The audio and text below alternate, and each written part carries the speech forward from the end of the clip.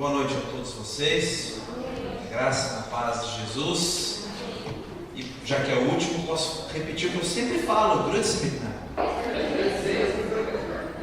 Tem que sair, vou lembrar. Fernando era aquele que falava sempre isso, né? Mas é uma saudação mesmo a todos vocês. Bom, vamos falar um pouco disso, né? A gente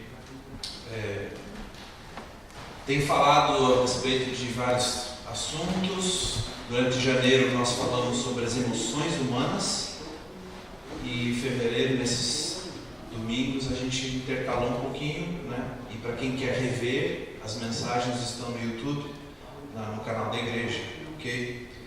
Vamos abrir a Bíblia, por favor, lá no livro de Isaías, profeta Isaías. Livro do Isaías, capítulo 40.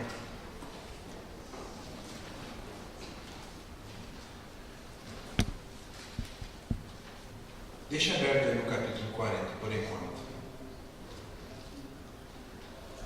A gente não precisa ser pessoas extraordinárias para experimentar o extraordinário de Deus. Vou repetir, nós não precisamos ser pessoas extraordinárias para experimentar o extraordinário de Deus. A gente não precisa ser pessoas extraordinárias para sermos usados de uma maneira extraordinária por Deus, porque Ele sim é o extraordinário. Aleluia, aleluia. E a gente, como eu falei, temos visto muito testemunho do que Deus tem feito. E nós mesmos temos testemunhado desde a nossa vinda para cá, até durante mesmo a semana, em que eu também compartilhei no grupo dos membros dessa igreja no Facebook, dizendo o que Deus fez comigo também. Eu estava com uma dor no meu olho, algo que me incomodava muito. Já de algumas semanas, vinha, passava, e teve um dia que eu fiquei muito assim chato, fiquei chato com a esposa, a Luísa. E ela, vai lá, vai orar, vai. Tá bom. Porque estava me irritando o olho, estava toda hora mexendo assim no olho. E fui lá, tá, Deus, vamos lá, orei. Eu orei de um jeito assim, Deus, me acalma nesse momento em primeiro lugar, amém. Daí a gente foi almoçar juntos em casa, daí a gente sempre ora junto, falou, vamos orar agora. Eu falei para ela, eu vou orar por mim mesmo e pelo meu olho. Amém? E a gente começou a orar. E eu clamei a vontade do Senhor. Eu falei, mas o que eu gostaria, como o salmista faz muito isso, a gente pode pegar o livro de Salmos e ver isso. Ele expõe o que ele gostaria para Deus. Mas Deus já sabe, mas ele fala. Então eu fiz a mesma coisa. Deus, eu gostaria que isso aqui saísse, que está me incomodando demais toda hora. Estou machucando meu olho por fora. Então, por favor, Senhor, tira essa dor, esse incômodo, mas que a tua vontade seja feita. Amém. Comemos um pouquinho, passou alguns minutos, eu parei, não está dando mais. Não está me incomodando mais o olho. E, aleluia, mais uma garfada de arroz. E tá aí, a gente passou o dia, e eu estou aqui nesse dia com vocês, isso já faz 5 dias, e não aconteceu nada com o meu olho. Meu olho está bem aqui. Eu não estou toda hora mexendo, não tenho mais essa coisa de ficar mexendo. Então, isso é só um dos exemplos que eu vivi aqui agora, mas que durante a minha vida, graças a Ele, eu tenho experimentado o cuidado dEle em tudo. Esse é o nosso Deus, o extraordinário. Tem muita gente que vive reclamando do tipo de vida que está vivendo. Tem muita gente que vive reclamando do tipo de vida que está vivendo. Outros estão satisfeitos com a situação que vivem. Ainda outros que gostam de ser normais, gostam de viver na média em que todo mundo vive. Mas vamos parar e pensar um pouquinho. Stop, vamos pensar. Um aluno que tira a média na prova é um aluno bom ou ruim? Quem que é pai aqui? Não precisa levantar a mão, mas tem pais, né? O Edilson está lá em cima, eu sei que tem, o Peter também é pai. Você, como pai, ia querer que seu filho tirasse a média da classe? Ou seja, ele fosse igual à maioria dos outros alunos? Ou gostaria que ele tivesse uma nota a mais? Viver na média é ter uma vida comum. O tipo de vida que o Pai nos trouxe através de Jesus não é uma vida comum. Não é uma vida na mediocridade, mas é uma vida acima da média. Acima da média. E eu quero definir com vocês isso aqui. Mediocridade, algo medíocre. Desperdiçar coisas sem importância, sem relevância, sem planos, sem sonhos, da maneira mais pequena e longe da vontade de Deus. E é o que a gente falou hoje no culto que fizemos na casa da Ângela e do João. Deus está aqui, Ele é a fonte da vida, Ele é o Criador, Ele é o Pai. E quanto mais a gente quer fazer as nossas coisas, a gente vai ficando longe de Deus. Porque Deus tem um projeto para cada um de nós. Mas a gente quer fazer do nosso jeito, então a gente vai ficando longe dele. Agora, quando a gente fala assim, Senhor, o que o Senhor deseja da minha vida? O que o Senhor quer para mim? Vamos ganhando intimidade e vamos ficando mais perto dele. E aí a gente vai ver as coisas naturais e sobrenaturais acontecendo. Experiência própria. E eu até faço uma brincadeira, fiz com os jovens isso e faço com todos. Experimente Jesus. Experimente Jesus. De verdade. Se não acontecer nada, eu rasgo essa Bíblia aqui. Eu rasgo a minha Bíblia, se não acontecer nada. Experimente Jesus de verdade.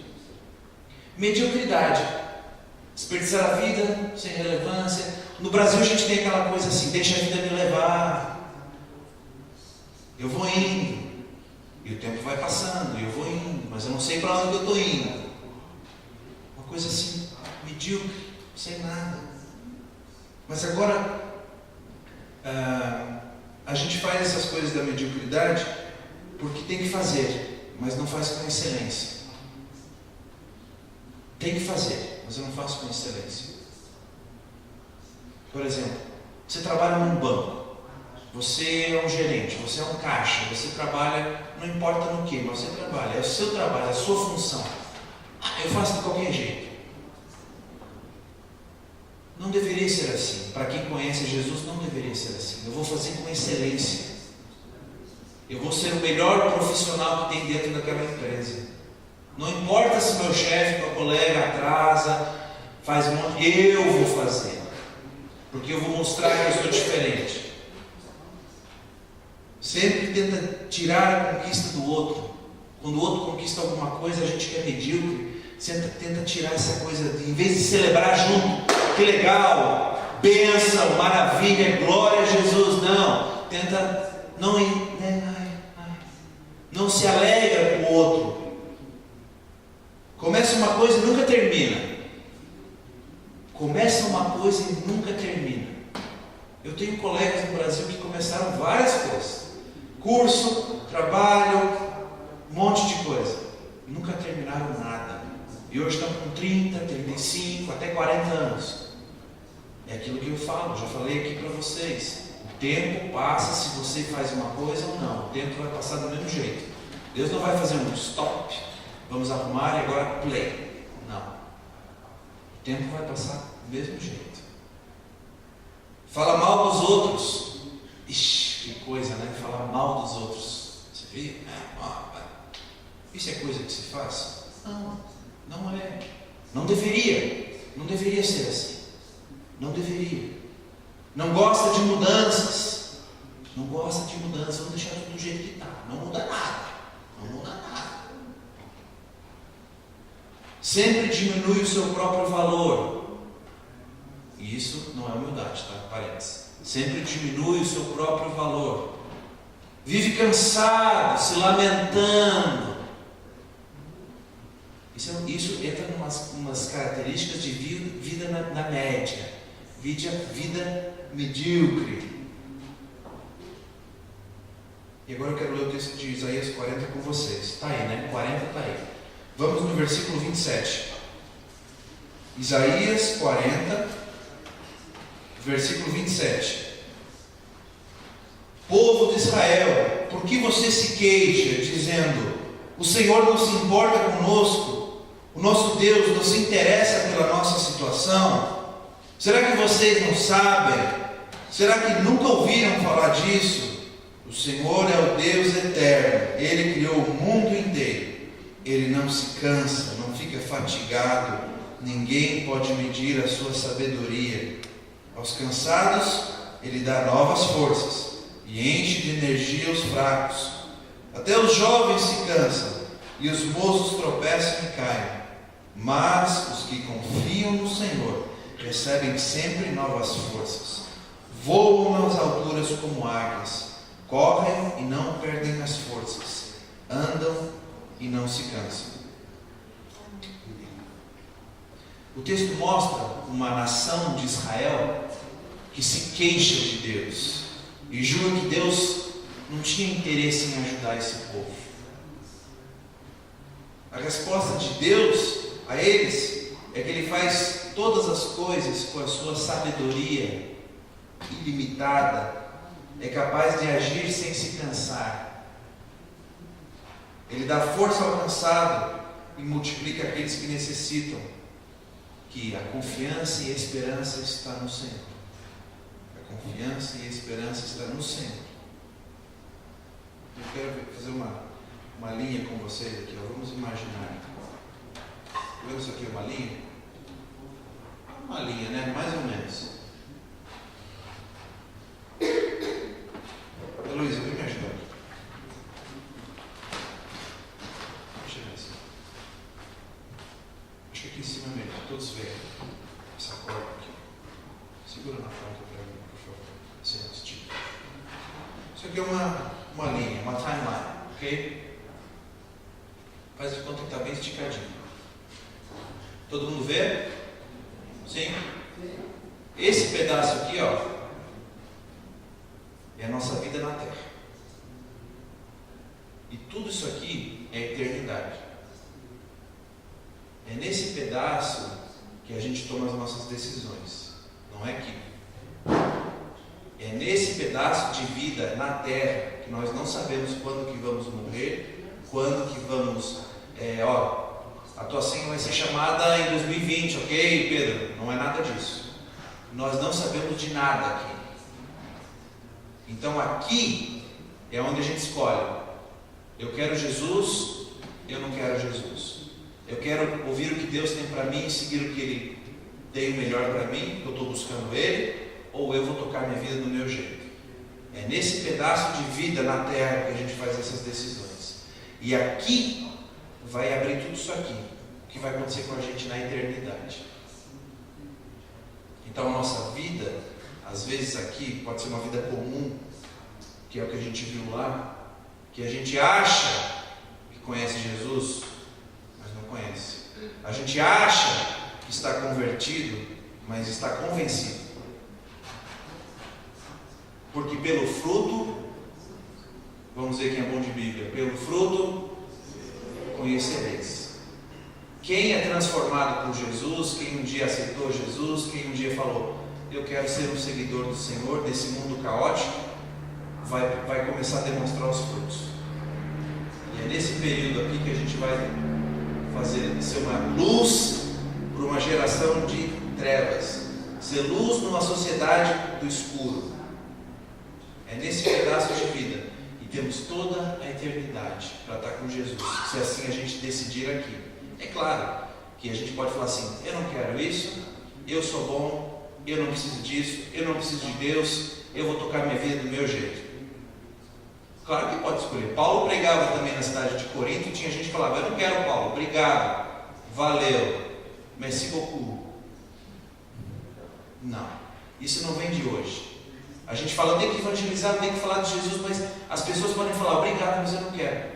Ok, não é eu que convenço, é o Espírito Santo que convence, não é assim? Não é pela força. Então é nesse pedaço de vida, na terra, que nós não sabemos a validade nossa, que vai desencadear uma eternidade com ou sem Jesus. Com ou sem Jesus.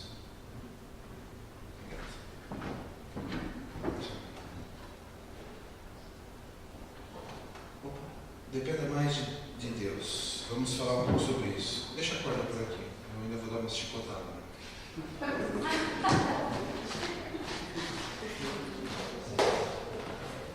Dependa mais de Deus.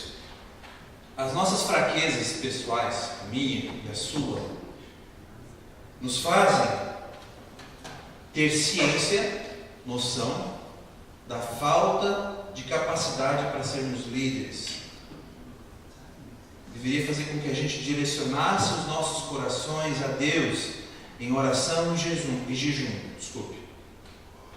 E a gente tem uma coisa chamada job, né? Job é legal. Não é o job do Jó da Bíblia. O job é jejum, oração e Bíblia.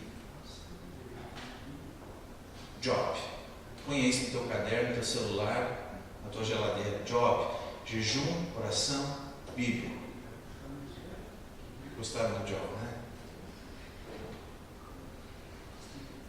A nossa atitude de depender de Deus atrai a atenção do Pai. Aproxima de nós e faz com que Ele manifeste o seu poder através de nós. Isso que a gente está falando aqui de testemunho, a gente fala, não, isso aqui só aconteceu lá 2000 anos atrás, parou, não tem mais curas físicas,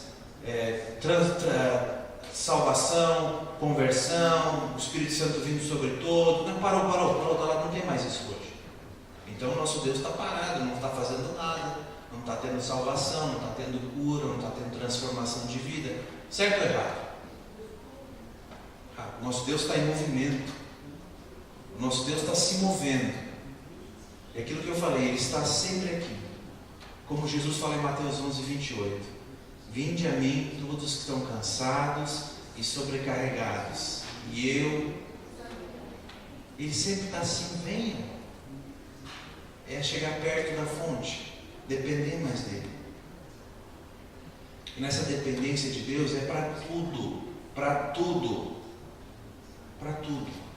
Aquela coisa assim, eu vou entregar nas mãos de Deus, mas você não entrega, você fica assim, mas é meu, eu entrego, é meu, eu que quero controlar. E por isso que eu digo assim, tem muita gente, infelizmente, a vida não anda para frente, não sai do lugar a vida, nada. Está o emprego, perde o emprego. Está aqui e não deu certo isso. E está sempre cabisbaixo. Não vai para frente, porque quer ter o controle das coisas. Por isso que novamente eu repito o que eu falei. Experimente Jesus. De verdade. De verdade. Dependa mais de Deus. Em todas as áreas da sua vida. Todas. E faça como o salmista fala. Senhor, o Senhor sabe do que eu preciso. Preciso de um trabalho melhor, de uma promoção, preciso de uma namorada, preciso de casar, preciso, Senhor, depender mais do Senhor. Eu tenho orado pouco. Esse tipo de abertura para Deus que a gente tem que fazer.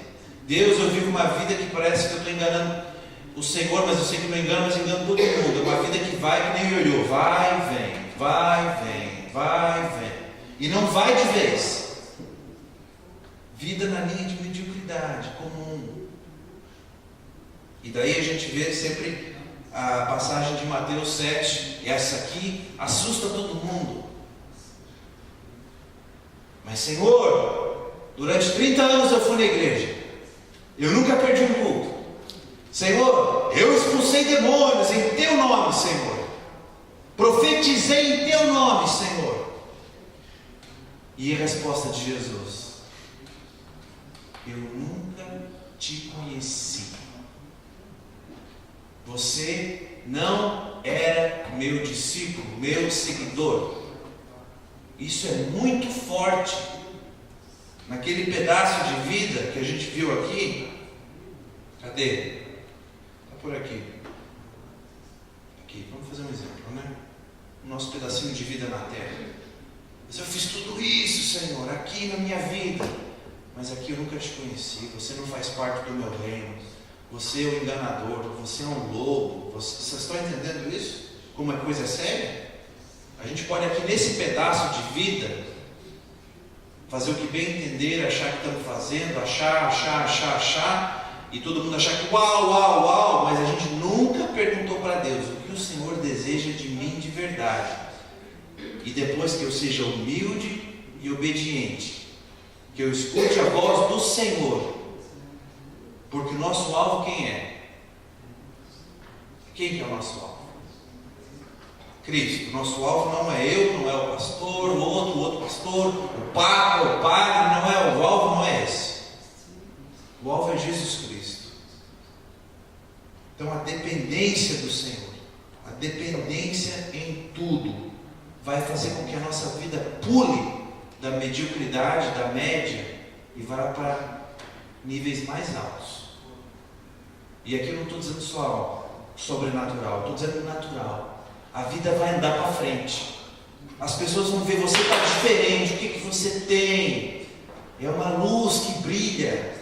Porque um dia eu falei, vem Jesus na minha vida. E eu aceito o Senhor de todo o meu coração. E o amor de Deus, que nos amou primeiro, vem sobre a minha vida. E esse amor fica dentro de mim, mas eu não posso deixar esse amor dentro de mim. Esse amor tem que passar para a pessoa que está do meu lado, que é a Heloísa. E esse amor tem que passar para o lado da minha mãe, e para o lado do meu irmão, e do meu pai. Vocês estão entendendo isso? Não pode, as pessoas vão ter que ver isso. E claro que elas podem falar, não quero saber, mas elas vão se perguntar, o que tem de diferente na tua vida? Porque você não é que nem os outros.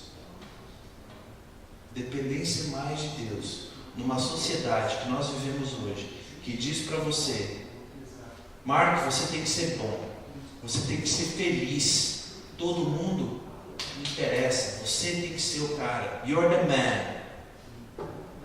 É isso que a sociedade consumista desse mundo fala. Atropela todo mundo, passa por cima de todo mundo, você tem que se dar bem. É ou não é? Pode ser na Suíça, na Espanha, em Portugal, no Brasil, em qualquer lugar. É isso que a sociedade e o mundo fala. Mas nós, seguidores de Jesus, não vamos por esse caminho. Porque quando você faz alguma coisa para alguém e você fala, não precisa nada em troca, aí fala assim, como assim? Peraí, você cuidou dos meus filhos, eu tenho que te dar um dinheirinho, eu tenho que fazer não sei o que, mas você me deu carona para casa, o que eu posso te fazer? Nada. Por que me impulsiona a fazer esse tipo de coisa? O amor de Jesus que entrou em mim, a dependência de eu estar mais perto da fonte a cada dia, eu tenho que fazer isso, a Heloísa tem que fazer isso, e depois nós dois juntos como família temos que fazer isso. E eu queria sugerir, desafiar você como família, se você não faz isso, faça. Você vai ver as coisas se movendo de forma maravilhosa. Uma vez eu estava lendo um livro que o autor do livro disse, se Cristo habitar na sua casa, logo os vizinhos vão perceber. Se Cristo habitar na sua casa, logo os vizinhos vão perceber. Porque afinal de contas somos diferentes. Nós vamos na contramão do mundo, não é assim? Vamos remando na contramão. Então, eu faço uma sugestão agora para as famílias. Se você não tem filhos, é só vocês dois. Comecem fazendo isso. Orem juntos todo dia. Leiam um capítulo da Bíblia todo dia. Eu e Luísa temos feito isso já há um tempo. E tem sido muito bom. Todo dia tem um tempo. Nós dois, mas também marido, pai. Você tem que ter seu tempo com Deus. Mulher, esposa. Você tem que ter o seu tempo com Deus. Mas os dois juntos na mesma casa. E levando os filhos juntos é maravilhoso. João 10:10, o ladrão veio para matar, roubar e eu vim para que tenham vida. O que então o inimigo quer fazer com as famílias? Arrebentar, não é isso? Podemos colocar no português assim? Arrebentar. Porque o inimigo não quer que as famílias sejam alegres no Senhor, tenham amor e compartilhem coisas que as pessoas vão ver que aquela família ali tem alguma coisa diferente. E aquele amor se compartilha nos filhos, nos netos, nos primos, nos tios. É maravilhoso o agir de Deus. Mas se a gente não depende mais de Deus, a coisa não vai andar. Não é depender mais da igreja. Ok? Não é depender mais da igreja. E nem depender mais do pastor. É depender mais de Deus. Do o nosso Criador, o nosso Pai, é na fonte aqui, relacionamento. A experiência com Deus é pessoal, mas a caminhada é comunitária. Ou seja, a experiência que eu tenho com Deus é eu e o Senhor, mas a caminhada cristã é todo mundo junto. E aí eu falo uma coisa que eu também achei muito interessante, de um autor chamado Paul Tournier. É suíço, se não me engano. Não lembro agora, mas acho que ele é suíço. Ele diz assim, tem duas coisas que o cristão não consegue fazer sozinho. Uma é casar. Alguém que consegue casar sozinho? Não. Uma é casar e a outra é ser cristão. Não dá para ser cristão sozinho. Se você encontrar alguma coisa na Bíblia que Jesus fala assim, vá lá para o monte, se isole da comunidade, fique sozinho, não se relacione, afinal de contas você é mais santo que todo mundo. É isso que está escrito aqui ou não? Não. Por que no século I dos primeiros cristãos, os Atos dos Apóstolos, do primeiro século, todo mundo nas casas, se ajudando? Por que Paulo ensina o pessoal de Corinto, quando ele vai visitar nas viagens dele, ele ajuda, ensina, instrui, às vezes ele dá uma exortada, fala, pessoal, acorda, desperta tu que dormes, falava para o pessoal de Éfeso isso, despertem pessoal, vocês estão dormindo, o tempo está passando, a linha de tempo da vida, lembram? Está aqui a linha, ó. A linha de tempo da vida de vocês, desperta tu que dormes, é isso que Paulo falava em Efésios, para o pessoal de Éfeso, dependa mais de Deus. Quando a gente começa a mudar isso, a forma de falar assim, ok, eu vou ligar meu GPS e Jesus vai me orientar e eu vou seguir as instruções dele. Faça isso. Se você não estiver fazendo, faça isso. Confesse a palavra.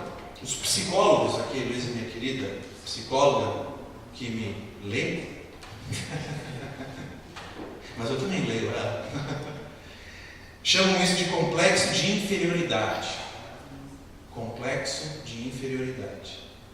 Geralmente uma preocupação carnal das nossas vidas. Pode resultar numa perspectiva do ego humano, que diz assim, eu não presto para nada, eu sou um inútil, eu sou um fracasso, Deus nunca pode me usar. Esse tipo de opinião vai causar um desânimo total. Alguns domingos a gente falou aqui sobre Judas Iscariotes, lembram? Quem não lembra está no YouTube. Judas Iscariotes foi o maior fracasso da história da humanidade. Por quê? Traiu Jesus por 1 milhão de francos, que seja. Não buscou o perdão de Jesus. E o diabo, que foi aos poucos falando para ele, larga a mão, vende Jesus aí, o JC, vende ele aí. E roubou, e no final o diabo ainda falava para Judas, pelo menos agora, né, Judas, tira a sua própria vida, pelo menos isso, né? Vocês viram como é uma batalha espiritual forte? É literalmente um Star Wars aqui, é o bem e o mal. É o bem e o mal. Não tem um meio termo aqui. Eu sempre falei sobre isso, na Bíblia é uma grande dualidade aqui nesse livro, desde Gênesis a Apocalipse. Dualidade como assim? Bem e mal. Luz, trevas. Deus, diabo. Vocês entendem? É muito presente na Bíblia essas questões do certo e do errado, do pode e não pode, do cuidado com isso, vá por aqui. Provérbios, salmos, livros de sabedoria para a gente. Não é assim, faça isso, faça. Leve a sua vida para esse lado. Faça dessa forma que você vai ser bem-aventurado, vai dar tudo certo. Você vai ver Deus movendo na sua vida. É um livro cheio de sabedoria. Então eu não presto para nada, eu sou um inútil, não é? Eu sou um fracasso. Deus não pode usar uma pessoa desanimada? Billy Graham uma vez disse isso, um grande evangelista norte-americano, que está vivo hoje, com 90 anos de idade. Billy Graham. Deus não pode usar um desanimado. Precisamos vencer as fraquezas desse tipo através da palavra e confissão. Palavra e confissão. Precisamos expressar aquilo que a palavra diz sobre cada um de nós. Cada um de nós. Filipenses 4:13. Quem pode abrir, por favor? Smartphone ou Bíblia? Filipenses 4:13. Quem achar pode ler alto, por favor. Filipenses 4:13. Posso todas as coisas naquele que me fortalece. Ok. Vamos fazer só uma rápida meditação aí. Isso quer dizer que você tem que ser rico, Sandro? Não. Você vai ser o Superman agora, então? Não. Posso saber todas as coisas. O que está acontecendo antes, não é? Aí está o perigo de versículos isolados.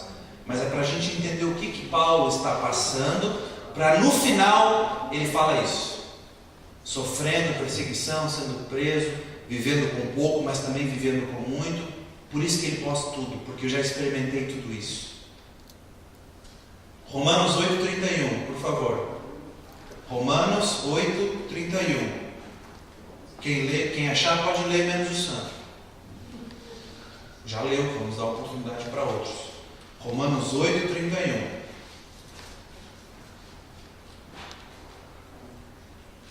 Quem lê? Devidas pois a estas coisas, se Deus é por nós, quem será contra nós? Se Deus é por nós, quem será contra nós? Nem o diabo vai ser contra nós. Quando a gente está na mesma sintonia, que nem rádio, com o Senhor, e Ele é a fonte, a gente está chegando perto, cada dia, bebendo da fonte, não tem para ninguém. Não tem para ninguém. E por último, Lucas 10:19. Por último, Lucas 10:19. Quem achar pode ler, por favor.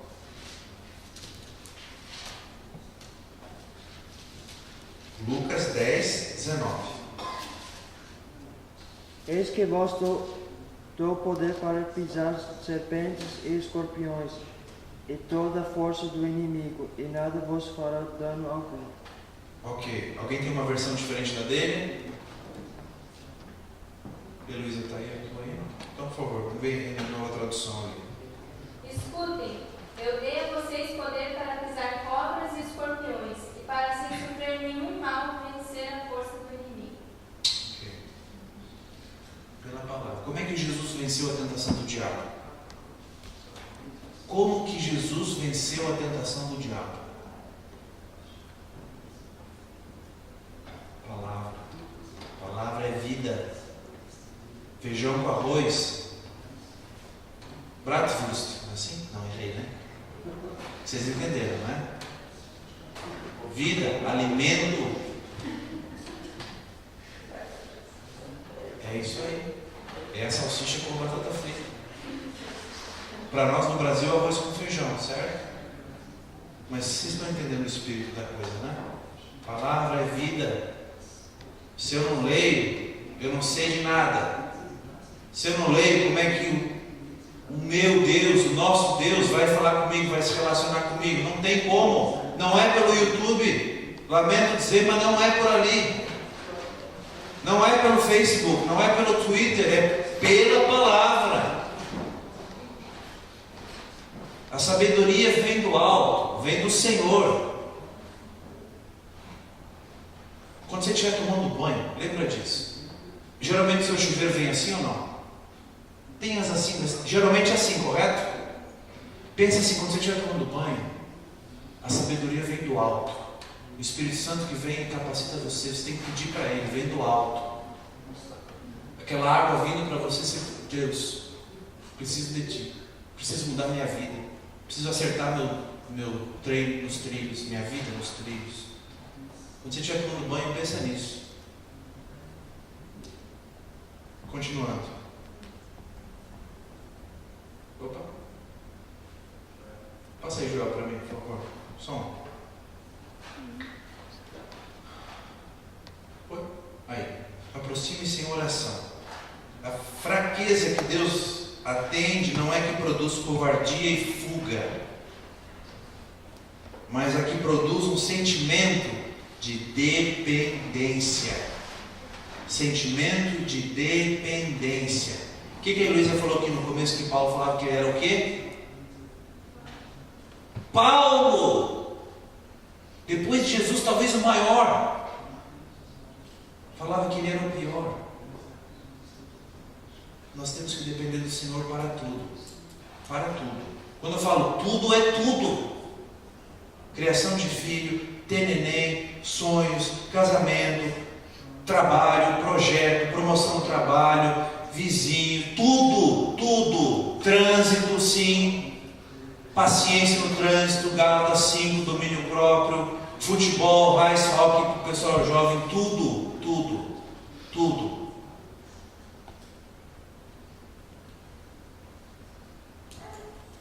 Ao orarmos assim, eu preciso de Ti, ó Deus, não posso viver sem Ti, Deus opera em nosso favor. Salmo 63, 1.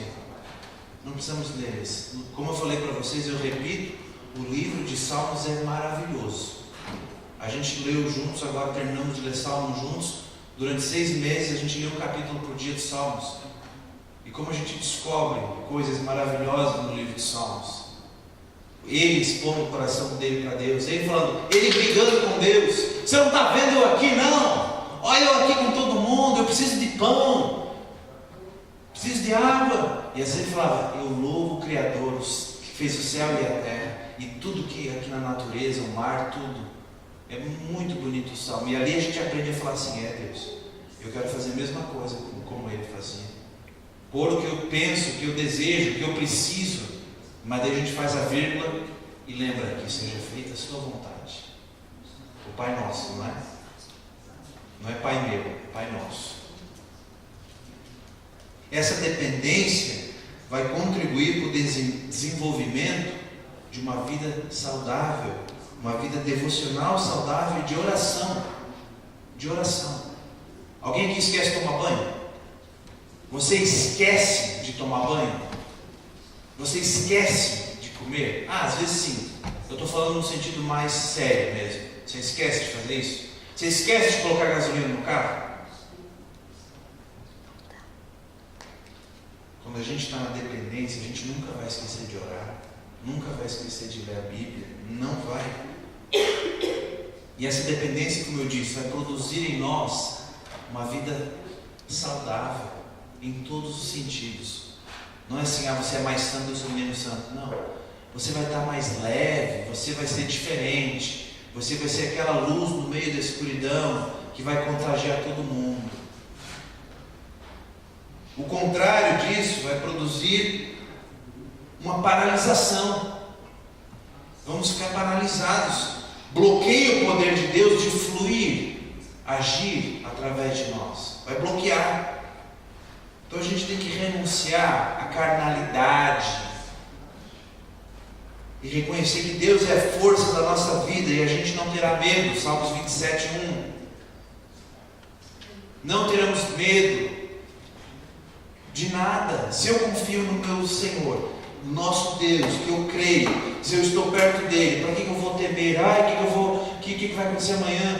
Será que eu vou morrer? Não sei o que. Eu tenho um sonho. Não sei. Eu fico assim, estou mais na ansiedade do que numa dependência. Não andeis ansiosos por coisa alguma. Olha as recomendações bíblicas. A gente fica. E por último, vê se vai aqui. Troque a sua força pela força do Senhor. Isaías 40, 31. Eu vou repetir aqui, não precisa abrir. Mas os que confiam no Senhor recebem sempre novas forças. Voam nas alturas como águias. Correm e não perdem as forças. Andam e não se cansam. A palavra-chave renovarão significa trocarão. Trocarão. Que nem a gente tira bateria, põe bateria, não é? Nessas coisas, tira, põe. À medida que esperamos no Senhor, Ele remove a nossa força. Que é pouca, não é? Não é muito. E a substitui pela sua própria força, que é muita. Que é muita. A nossa força é pouca. Se o esforço humano tivesse capacidade de ser divino, digamos assim, então Jesus tinha morrido em vão na cruz. Não é pelo esforço humano que a gente consegue alguma coisa aqui na vida, nesse pedaço de linha. Não é que a gente tem que fazer, eu tenho que fazer alguma coisa para poder estar aqui nesse todo esse pedaço de timeline com Jesus. Eu preciso reconhecer que Ele é Filho de Deus, que Ele morreu pelos meus pecados e que eu quero segui-lo, que eu quero ser uma nova pessoa e Ele vai me ajudar nas minhas dificuldades e fraquezas. É nessa linha de tempo de vida que nós vamos fazer isso, e não aqui. Em Atos 1:8 tem uma palavra interessante, dynamis, no grego, que significa poder. Palavra virtude ou poder. Lembra da dinamite? Dinamite, sabe? Dinamite, pá! E o seu poder de atuação. Atos 1:8. Quem lembra de cabeça esse texto? Atos 1:8. Alguém?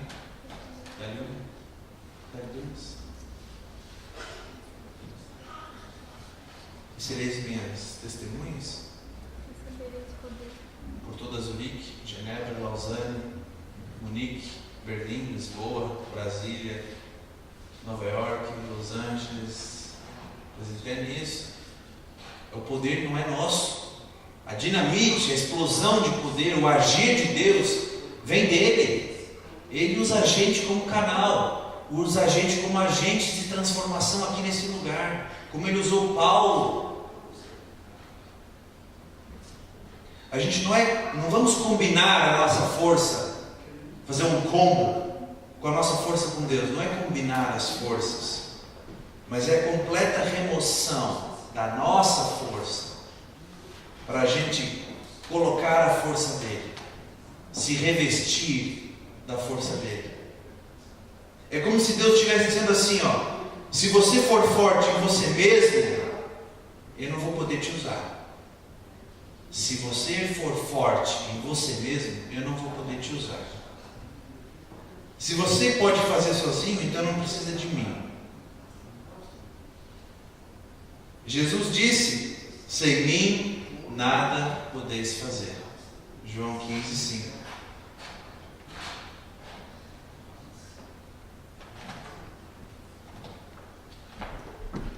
Não é uma grande fé, mas é uma verdadeira fé que salva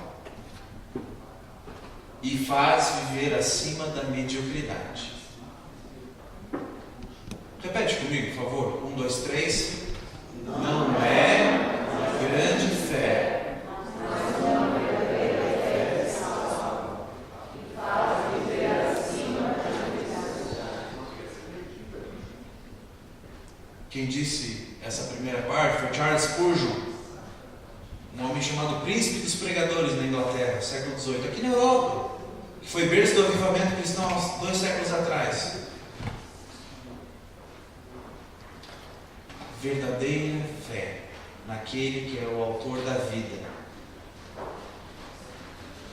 E eu quero ler o último texto com vocês para a gente terminar. Isaías 41. Já estamos terminando. Isaías 41, 17 a 20.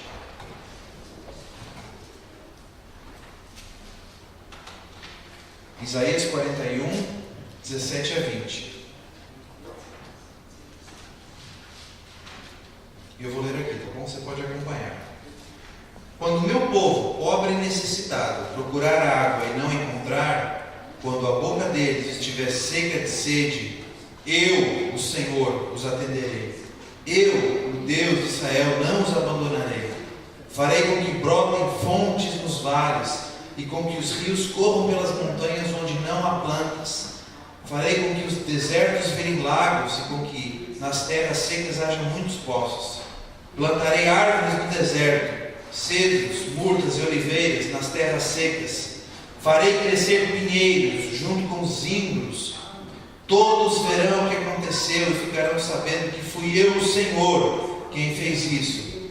Todos pensarão bem e entenderão que tudo isso foi feito pelo Santo Deus. É pelo Senhor. E agora eu quero deixar uma poesia com essa poetisa, Cora Coralina, que diz assim: mesmo quando tudo parece desabar, cair, cabe a mim decidir entre rir e chorar, ir ou ficar, desistir ou lutar, porque descobri no caminho incerto da vida que o mais importante é decidir. O mais importante é decidir. A timeline é aqui. Aqui a gente decide. A nossa vida acima da média, ou na média, ou abaixo da média. Vai refletir em toda a nossa eternidade. Cabe a mim decidir. Essa decisão não é pai, mãe, filho, tudo junto, não. É uma decisão que o Gabriel tem que fazer, que o André tem que fazer, que eu tenho que fazer, que a Yolete tem que fazer, que o Robson tem que fazer. Vocês estão entendendo? Não é? Vamos decidir juntos. A salvação é coletiva? Não. A experiência pessoal com o Senhor, ela é pessoal. A experiência com o Senhor é pessoal. Mas a caminhada é comunitária. Ou seja, é todo mundo junto. Por isso que tem cultos. Por isso que tem encontros. Não para fazer fofoca, não é nada disso. Ou não é para ser. É para estar junto na oração, testemunhando, lendo a palavra, pedindo compreensão do Pai e juntos caminhando, crescendo na fé para ir ajudando os outros que estão chegando. Faz sentido isso para vocês? Uma vida acima da média. Não precisa ser PhD em teologia para fazer isso. Eu não preciso ter um doutorado em teologia para fazer isso. Qualquer um pode decidir. Qualquer um pode viver uma vida acima da média. E eu vou terminar falando o que eu falei no início. Nós não precisamos ser pessoas extraordinárias para experimentar o extraordinário de Deus. Não precisamos ser pessoas extraordinárias para sermos usados de uma maneira extraordinária por Deus. Porque Ele sim é o extraordinário. Ele é o Rei dos Reis. Não há outro Deus senão Ele. Ele que me dá vida e te dá vida. Por isso que Paulo fala dele, por ele e para ele são todas as coisas. Quando a gente fala assim, Senhor, eu estou num trabalho novo, eu consagro esse trabalho para o Senhor, porque eu quero ser o melhor profissional dentro dessa empresa. Eu quero refletir o teu amor dentro dessa empresa.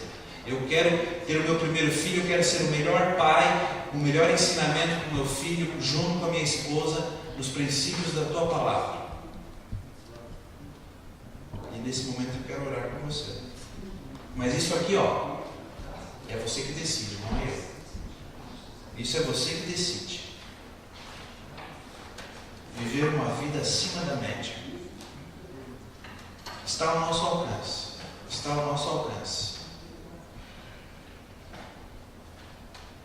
A gente vai dizer assim, mas espera aí, mas a gente vive numa sociedade que é quase que nem nos anos 80 nos Estados Unidos, não sei se vocês sabem, mas nos anos 80 nos Estados Unidos, o pessoal trabalhava muito, eles tinham um apelido que era workaholic, o pessoal trabalhava.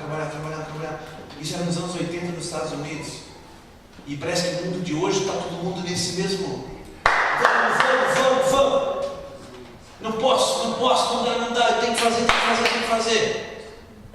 E o que será que o pessoal dessa época fazia então? Eu vou ficar só aqui pescando aqui bem de boa, tranquilão. Eles também tinham os corres da vida dele. Não era por isso que a gente vai falar assim, eu quero deixar minha marca nessa geração. Eu quero ser usado pelo Senhor, porque o Senhor é o extraordinário. Eu decido fazer isso. Eu permito abrir o meu coração e a minha mente para Jesus entrar e pela renovação da mente eu começar a enxergar as coisas diferentes. Começar a colocar os óculos de Jesus. e começar a enxergar tudo diferente. O jeito que eu penso, o jeito que eu me relaciono.